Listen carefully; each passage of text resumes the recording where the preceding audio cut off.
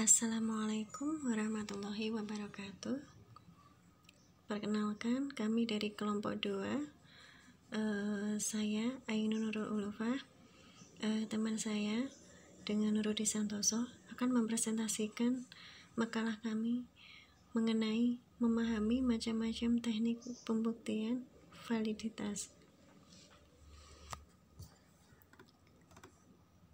Dilatar belakangi dari metodologi penelitian kuantitatif dapat diartikan sebagai metodologi penelitian yang berdasarkan pada filsafat positivisme, digunakan untuk penelitian pada populasi dan sampel tertentu.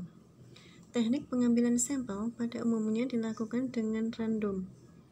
Pengumpulan data menggunakan instrumen penelitian, analisis data yang bersifat kuantitatif, dengan menggunakan statistik dengan tujuan untuk menguji hipotesis.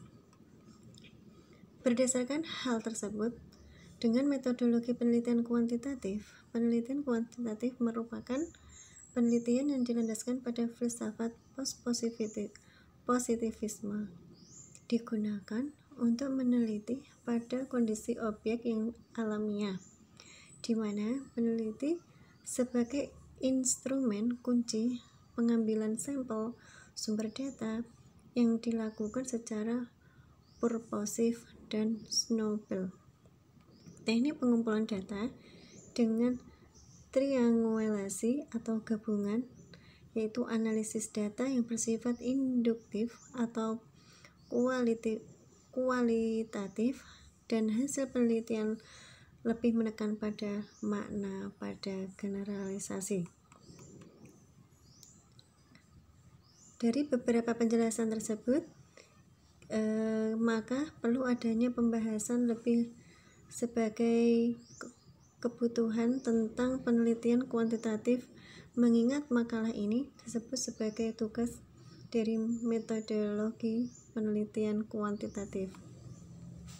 Adapun rumusan masalah yang pertama sebagai apa itu konsep validitas penelitian kuantitatif. Yang kedua, apa itu macam dari pembuktian validitas. Tujuan dari makalah ini yaitu untuk mengetahui apa itu konsep validitas penelitian kuantitatif dan untuk mengetahui macam-macam pembuktian validitas. Selanjutnya mengenai konsep validitas penelitian kuantitatif. Pengertian dari validitas instrumen dalam konteks penelitian kuantitatif ditemukan oleh para pakar metodologi penelitian, yaitu bahwa validitas suatu penelitian yang berkaitan dengan sejauh mana seorang peneliti mengukur apa yang seharusnya diukur. Secara khusus, validitas penelitian kuantitatif berakar pada pandangan empirisme yang menekankan pada bukti objektivitas, kebenaran, deduksi, nalar, fakta, dan data numerik. Menurut Aswar, validitas berasal dari kata validity, yang mempunyai arti sejauh mana ketepatan dan kecermatan suatu instrumen pengukur tes dalam melakukan fungsi ukur. Dapat disimpulkan bahwa validitas adalah mengukur keabsahan data yang didata yang bisa dipertanggungjawabkan keabsahannya sebagai alat bantu suatu pengukuran penelitian untuk mengetahui kesahihannya yang dapat dipercaya.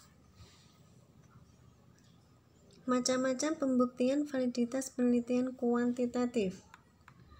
Yang pertama yaitu ada validitas isi atau kontens, yang merupakan isi atau bahan yang diuji atau dites relevan dengan kemampuan, pengetahuan, pelajaran, pengalaman, atau latar belakang orang yang diuji.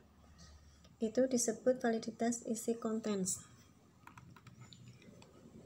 Jadi di sini kalau misalnya saya memberikan contoh, yaitu kita uji bahan di luar apa yang dipelajari, maka tes itu tidak mempunyai validitas isi.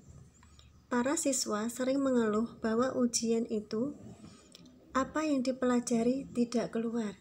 Demikian juga bila isi tes itu tidak meliputi keseluruhan bahan yang berkenaan dengan satu sifat atau kemampuan, maka tes itu juga mempunyai sifat fasilitas isi. Misalnya menguji kemampuan isi bahasa Inggris dengan hanya konteks kosakata, atau kemampuan matematika dengan mengetes bahan tentang geometri saja. Validitas kriteria.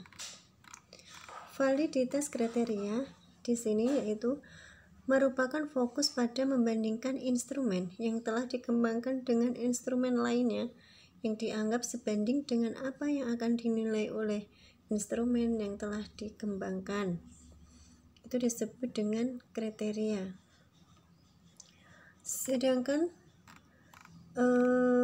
yang dimaksud dengan validitas konstruk yaitu merupakan macam dari validitas penelitian, yaitu validitas konstruk berkaitan dengan alat penelitian yang dipakai yang telah disusun berdasarkan kerangka teoritis yang tepat dan relevan. Kuesioner yang memiliki validitas konstruk yang tinggi selalu berdasarkan definisi atau batasan para ahli tentang konsep tersebut, bukan definisi kamus. Misalnya, dalam validitas konstruk, kita ingin mengukur efektivitas kepemimpinan kepala sekolah, maka perlu ditentukan dulu konsep teoritis tentang teori efektivitas dan kepemimpinan, serta hubungan keduanya dalam efektivitas kepemimpinan di sekolah.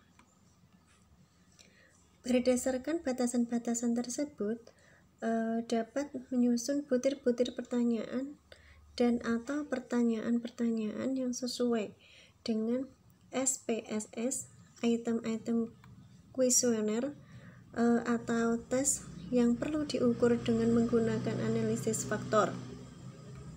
Ada beberapa sifat yang dapat langsung tampak perwujudannya dalam kelakuan manusia, misalnya kepribadian seseorang, kepribadian sendiri dari beberapa komponen. Dengan tes kepribadian, kita ingin tahu aspek-aspek manakah yang sebenarnya yang kita ukur. Dengan teknik statistik yang disebut analisis faktor, dapat diselidiki berbagai komponen kepribadian itu, sehingga tes itu dapat disusun berdasarkan komponen-komponen itu. Dengan tes mempunyai validitas konstruk. Validitas konstruk ini digunakan bila kita sangsikan apakah gejala yang dites hanya mengandung satu dimensi. Bila ternyata gejala itu mengandung lebih dari satu dimensi, maka validitas tes itu dapat diragukan. Adapun keuntungan dari validitas konstruk, yang pertama yaitu bahwa kita mengetahui komponen-komponen sikap atau sifat yang diukur dengan tes itu. Dapat digunakan analisis statistik untuk membuktikan validitasnya. Untuk diperlukan pengetahuan dan keterampilan yang cukup mendalam tentang statistik. Kemudian kita akan membahas tentang jenis validitas kriteria. Kembali ke atas. Di sini ada dua jenis validitas kriteria. Yang pertama adalah validitas kriteria prediktif, di mana penguji instrumen dan kriterianya dilakukan pada waktu yang berbeda, maka disebut juga dengan kriteria prediktif. Sedangkan yang kedua yaitu validitas kriteria bersamaan. di mana penguji instrumen dengan kriteria dilakukan pada waktu yang bersamaan pada waktu tertentu. Bila skor tes serentak kita kumpulkan dengan keterangan tentang kelakuan itu pada waktu yang sama, maka dengan membandingkan kedua jenis keterangan itu dapat diketahui bahwa tinggi validitas prediksinya.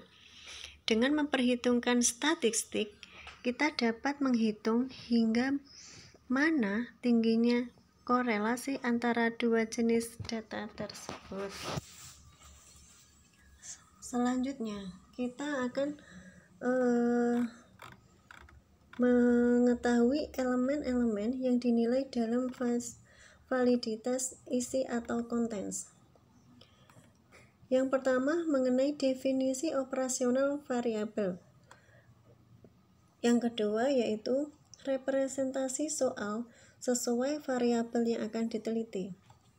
Jadi variabel di sini harus sesuai dengan apa topik yang kita teliti. Kemudian ada jumlah soal. Jumlah soal mencakup dari yang berkaitan dengan variabel yang akan kita teliti. Yang keempat yaitu format jawaban.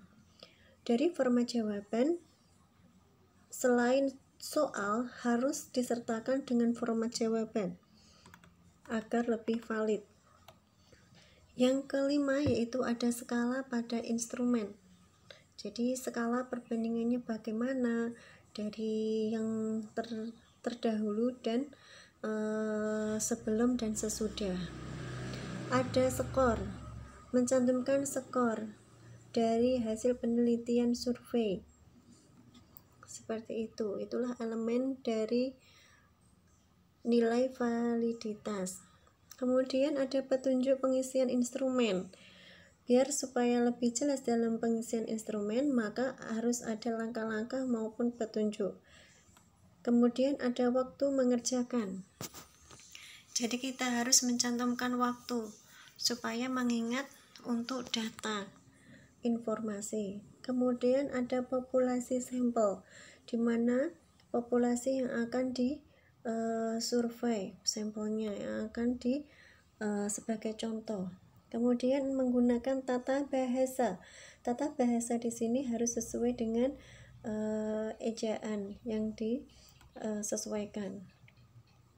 Kemudian yang terakhir yaitu ada tata letak penulisan atau format, harus sesuai juga. Jadi kita harus memperhatikan dari tata letak penulisan formatnya. Adapun di sini ancaman validitas penelitian survei.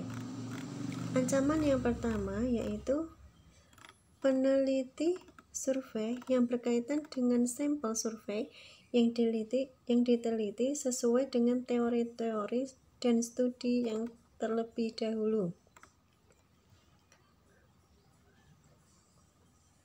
Kemudian ada ancaman yang terkait dengan validitas eksternal yang berkaitan dengan karakteristik sampel penelitian. Ciri-ciri dalam validitas eksternal yang ada di luar validitas perencanaan tersebut, dan sejauh mana sampel yang disurvei untuk merepresentasikan populasi penelitian. Itulah ancaman validitas penelitian survei. Mungkin dari kelompok 2 itu yang bisa kami sampaikan. Terima kasih. Wassalamualaikum warahmatullahi wabarakatuh.